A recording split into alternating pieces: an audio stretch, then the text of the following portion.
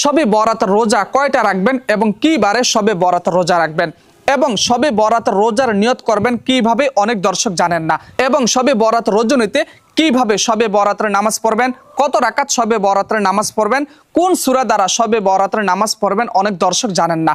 প্রিয় দর্শক, সর্বপ্রথমে আমরা জানবো শবে বরাত কোন তারিখে কি বারে কোন রাত্রিতে শবে বরাতের আমল করতে হবে। প্রিয় দর্শক, 14 ফেব্রুয়ারি রোজ জুমার দিন অর্থাৎ শুক্রবার দিন জুমার নামাজ পড়ার পরে আসর, মাগরিব, এশারের নামাজের পর থেকে শুরু করে সুবে সাদিকের আগ পর্যন্ত আপনারা বেশি বেশি করে নফল ইবাদত করবেন, জিকির করবেন, কান্নাকাটি করবেন, আল্লাহর কাছে মাপ চাইবেন।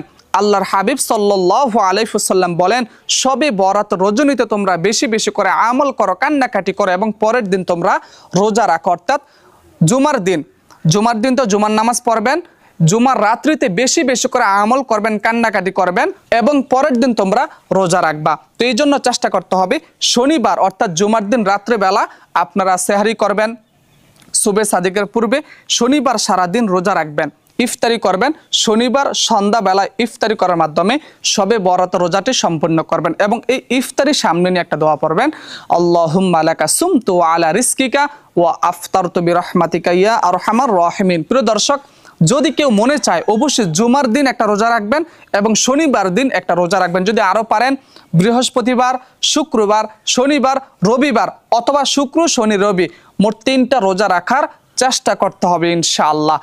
আর এই রোজার নিয়ত করবেন এইভাবে, নাওয়াইতু আন আসুমা গদাম মিন শাহরি রমাদানিল মুবারক ফারদুল্লাকা ইয়া আল্লাহু ফাতাকাব্বাল মিন্নি ইন্নাকা আনতাস সামিউল আলিম। এইভাবে আপনারা রোজার নিয়ত করতে পারবেন। এখন আরেকটা প্রশ্ন যে হুজুর, যেহেতু রাসূলুল্লাহ সাল্লাল্লাহু আলাইহি ওয়াসাল্লাম বলেন তোমরা শবে বরাত রজনীতে বেশি বেশি করে আমল করো, নামাজ পড়ো, কান্নাকাটি করো, এখন প্রশ্ন হচ্ছে হুজুর আমরা এই শবে বরাত রজনীতে কিভাবে শবে বরাতের নামাজ পড়ব? প্রিয় দর্শক, আমাদের চ্যানেলের ভিতরে দেওয়া আছে প্র্যাকটিক্যালি কিভাবে শবে বরাতের নামাজ পড়বেন।